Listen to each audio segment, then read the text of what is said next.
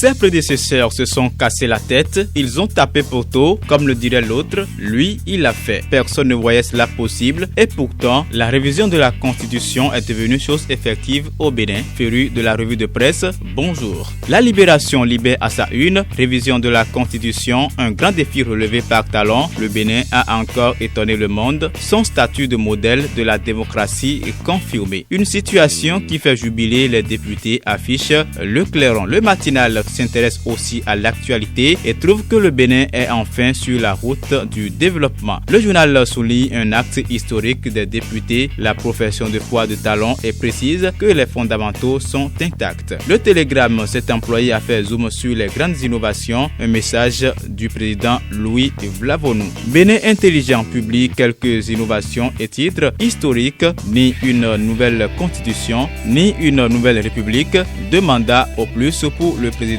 3 pour les députés. Les pharaons constatent que ces innovations feront du Bénin un modèle en Afrique. Les 4 vérités laissent découvrir toute la vérité sur l'Ancien et le Nouveau Test. Le quotidien informe à propos que Daniel Eda fait des observations et propose à Talon 3 options pour une révision démocratique et consensuelle. Cette modification s'est passée dans le strict respect des aspirations du peuple, a souligné l'honorable Jean-Eudes Okoundé après l'adoption du nouveau test, titre La Nouvelle Gazette. Pendant que certains se réjouissent de la modification du test de loi, d'autres y trouvent d'insuffisance. Nord Bénin Info trouve que des détails échappent aux députés. Le pays émergent signale un coup d'État contre la démocratie béninoise et laisse transparaître une vague de réaction de certaines figures de proue de l'opposition. La patrie est en danger au dire de Nicéphore Soglo, tout comme lui, Guy Mitopoué trouve qu'ils ont scellé le pacte du mal. Toujours dans la même logique, Philippe Noudianoumé pense que Talon veut précipiter le pays